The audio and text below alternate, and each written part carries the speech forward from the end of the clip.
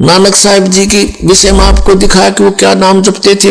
उनकी जन्म साखी में उनके सबसे निकटतम सिख यानी शिष्य बालाजी के द्वारा लिखा हुआ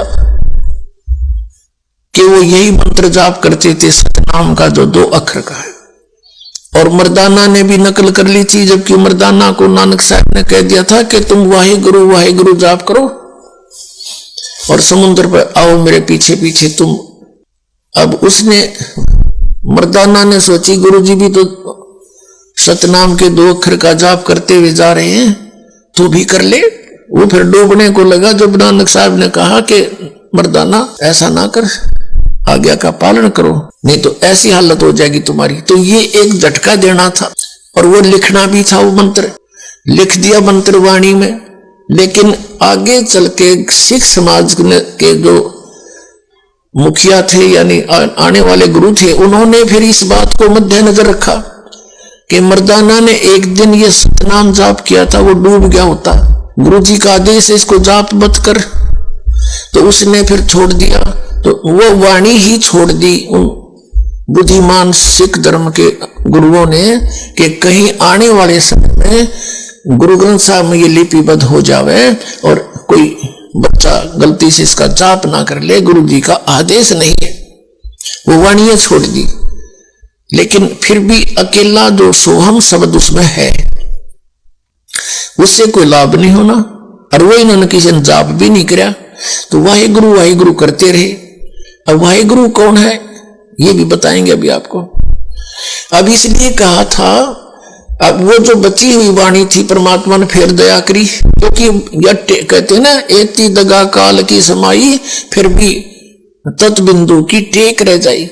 प्रेरणा की मालिक ने किसी पुण्यात्मा सिख को, उसने वो बची हुई वाणियों को अलग से कलेक्ट किया, उसको प्राण संगली नामक एक छोटी सी पुस्तक बना दी और वो पटियाला हाउस में आज भी विद्यमान है।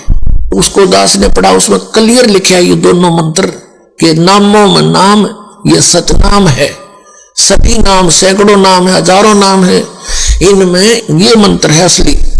तो पुण्यात्माओं, अब ये कोई न सोचा भी नानक साहिब जी ने ऐसा क्यों किया, सिख समाज को ये मंत्र क्यों नहीं दिया, ये तो इनका जीवन नष्ट हो गया। नहीं, उन्होंने जो वाहिगुरु मंत्र दिया, जैसे नाम तो बहुत है और जैसे उन्होंने एक मर्यादा बनाई कि अभी पाठ करो वाणी का और भंडारे करो, ये यज्ञ थी, एक ज्ञान यज्ञ, एक धर्म यज्ञ, इन्होंने ये शुरू करवा दी।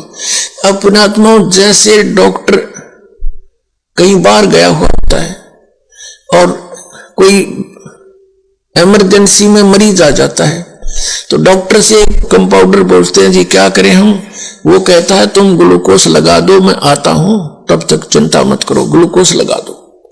तो वो ग्लूकोज लगा देते हैं डॉक्टर के आने तक, तो उससे वो मरता नहीं, जीव नष्ट नहीं होता शरीर उसका, लेकिन उस ग्लूकोज से रोग नहीं घटता।